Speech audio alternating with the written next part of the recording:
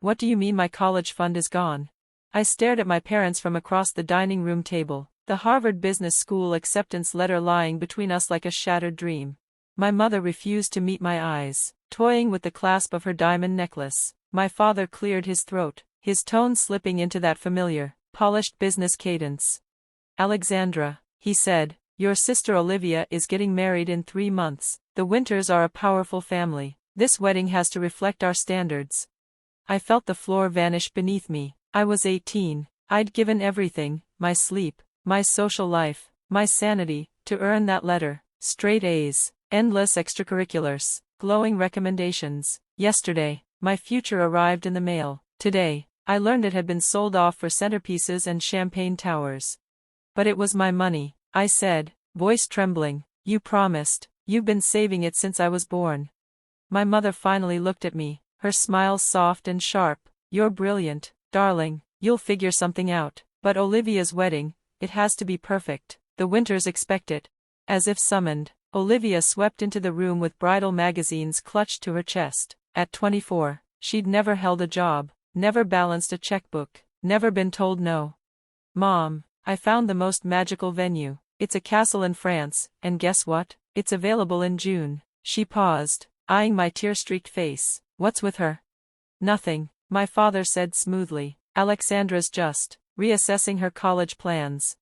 Olivia beamed. Oh, Daddy, the castle's only $300,000 a day. Can you believe how reasonable that is? 300,000. My college fund had been around 400, painstakingly saved, carefully invested. Now it would vanish in less than 2 days of fairy tale delusion. I got into Harvard, I said, barely above a whisper. It's been my dream since I was 12. Olivia waved her hand, as if brushing away dust. Harvard's so uptight. You should just go to community college. My friend's housekeeper's daughter goes to one. Super quaint. The chair scraped loudly as I stood. I need some air. Outside, spring was in full bloom, but the air felt stale with disappointment. I walked to the garden bench, the same one I used to sit on while studying late into the night, building a future that no longer seemed mine.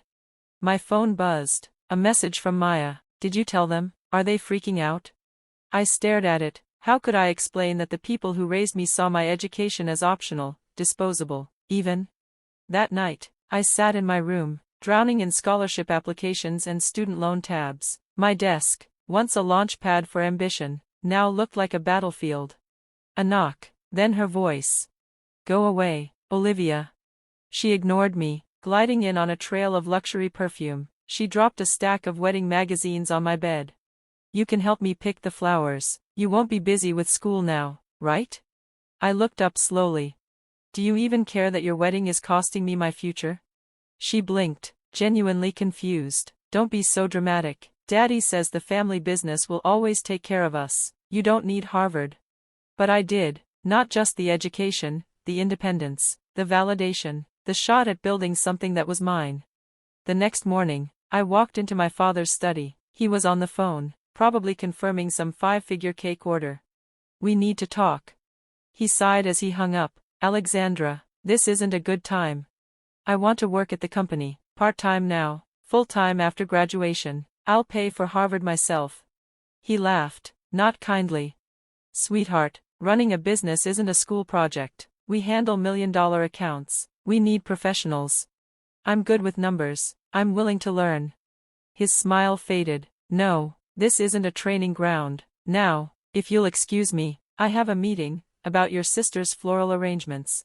That night, sleep didn't come. Moonlight poured across my desk, lighting up my Harvard letter like a spotlight on everything I stood to lose. Beside it lay a different envelope, an invitation to tour Sterling National Bank's internship program. I'd won it after a finance competition last fall. I'd planned to turn it down for Harvard. Now, maybe it was the only way forward. My hands trembled as I picked up my phone and dialed the number printed on the Sterling National Bank invitation. Hello, this is Alexandra Miller. I'm calling about the internship program. Yes, I'd love to schedule that tour. 3 days later, I stood in the lobby of Sterling National Bank, my one professional outfit carefully pressed. The marble floors gleamed beneath the soft lighting, and the air buzzed with quiet determination. This wasn't the future I'd imagined, but maybe it could become something even better. To my surprise, Mr. Sterling himself conducted the tour. He remembered me from the finance competition and listened attentively as I shared my ideas on modernizing their outdated systems. We usually require a college degree, he said at the end, but your scores are exceptional, and your insight is rare. We could offer you a custom track, work by day, take online classes at night. If you meet our benchmarks after 2 years, we'll sponsor your business degree. It wasn't Harvard, it wasn't even close to what I'd once dreamed, but it was real, it was mine. When can I start? That evening, I packed my belongings into my old Honda Civic, the same one I bought tutoring classmates in high school. My parents were out touring yet another overpriced wedding venue with Olivia. I left a single note on the kitchen counter. Found a solution. Don't worry about my education anymore. I'll figure it out on my own, just like you said. Alexandra. As I drove away from the only home I'd ever known, tears blurred the road, but through the ache, a new feeling surfaced, hope. They might have traded my future for Olivia's fairy tale, but they also lit a fire I didn't know I had, a fire that would eventually burn down everything they thought untouchable. 10 years later, sunlight streamed through the floor-to-ceiling windows of my corner office on the 47th floor of Sterling Tower. The city glittered below, a testament to everything I had built. The nameplate on my desk read, Alexandra Miller, Chief Executive Officer, Sterling National Bank. At 28, I was the youngest CEO in the bank's history. My assistant's voice crackled through the intercom. Ms. Miller, representatives from Miller Industries are here regarding the emergency loan application.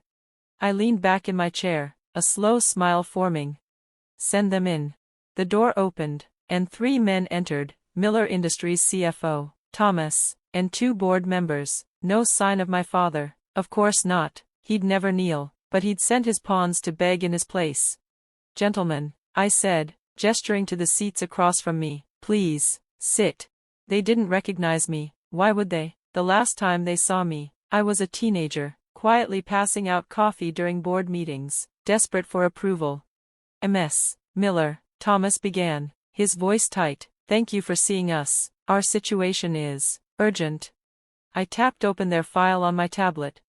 Yes, I read the application. Miller Industries is in a liquidity crisis. You're 72 hours from bankruptcy, contracts stalled, suppliers unpaid, credit lines maxed. You're here because no one else will touch you. Their expressions tightened. I let the silence stretch, then casually flipped to the next document. Tell me, do you still maintain the French castle, the one from Olivia's $1 million wedding? Thomas blinked. I don't see how that's relevant. It's very relevant, I said coolly. I like to understand a company's priorities before I approve a bailout. I slid the screen around to face them. In the last 5 years, while losing market share and laying off hundreds of employees, Miller Industries has spent $23 million on personal family expenses, including the upkeep of that castle used 2 weeks a year. Recognition began to flicker behind Thomas's eyes. He leaned forward slowly. Wait, Alexandra, Robert Miller's daughter? I smiled. The same one who was told she wasn't ready for the family business. Life has a funny way of proving people wrong, doesn't it? Their faces drained of color. My phone buzzed. A text from Maya, my best friend, now my chief operating officer. Your parents just arrived in the lobby. Security's asking if they should send them up. I turned back to the men. Excuse me a moment, it seems we'll have more company. Minutes later, the office door swung open. My parents stepped inside.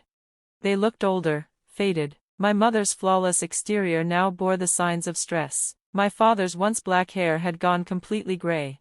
Alexandra, my mother's voice was shaky. You own Sterling National? Not just own, I replied calmly. I rebuilt it, from the ground up. Remember when you told me I was smart and would figure things out? I stood, adjusting my tailored Armani blazer. Well, I did. My father stepped forward, the edge in his voice cracking. Princess, whatever happened back then, we were doing what we thought was best. I cut him off. Don't call me princess now. Not after you traded my future for a wedding invitation and designer gowns. Not after you told me I wasn't good enough for the family business. We did what we thought was best, my mother said, her voice shaky. Olivia's wedding meant everything for our standing. And now that standing is on the edge of collapse, I said coolly. Unless I decide to save you. The silence that followed was heavier than any boardroom negotiation I'd ever led. The loan application is denied. My father shot to his feet. You can't be serious. We're your family. I rose to meet his glare, calm and steady. You want to talk about family, Mr. Sterling believed in me when no one else did. He mentored me, gave me a shot, and made me his successor. When he died, he left me the controlling interest in this bank because he trusted what I'd become. I turned toward the window, the city's skyline stretching endlessly beyond the glass. Maya, my best friend since high school, is now my COO. We survived on ramen and ambition, worked double shifts, studied until sunrise, and earned our degrees together. That's family. Thomas, the CFO, cleared his throat, but the company, if it goes under, hundreds will lose their jobs. I turned to him. Which is why Sterling isn't denying the loan. We're buying Miller Industries. My father paled. What? Our offer is 40 cents on the dollar. Fair, considering your liabilities. We'll stabilize operations, keep the workforce intact, but the Miller name is finished. I slid the acquisition agreement across the desk.